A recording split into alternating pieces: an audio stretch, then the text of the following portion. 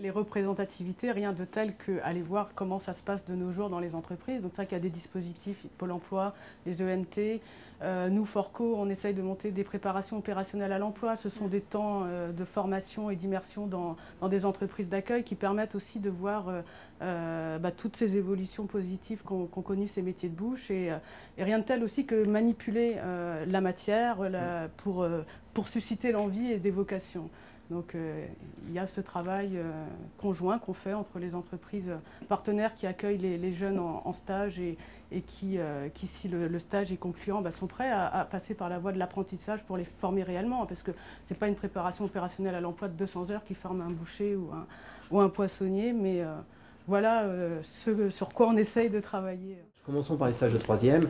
Il faut pousser les élèves en troisième, en collège, à aller voir ce qui se passe dans les entreprises. Ça, c'est important. Et revaloriser les métiers techniques. Et ensuite, l'apprentissage, il est ouvert. Souvent, on n'a pas d'apprenti parce qu'il n'y a pas de candidat, quoi. On n'a pas la problématique sur la partie boulangerie. Oui, c'est vrai. Pâtisserie, boulangerie, on trouve des jeunes. Ça reste encore attractif. Les MFR nous envoient... les jeunes en MFR sont souvent très demandeurs des stages. Et donc, on recrute souvent dans cette branche, dans cette école, pour trouver des jeunes.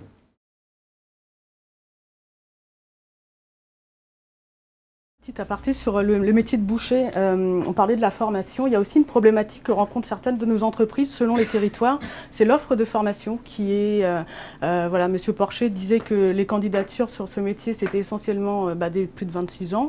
Le contrat d'apprentissage n'est pas ouvert aux plus de 26 ans, donc il nous faut des offres en contrat de professionnalisation. Et là on se heurte aussi à un manque de place dans les organismes de formation.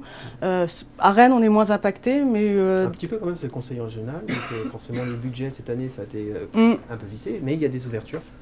De places supplémentaires dans le cadre. Notamment pas en boucherie, mais c'est en boulangerie. À Saint-Malo l'année prochaine, je crois. Voilà, mais c'est...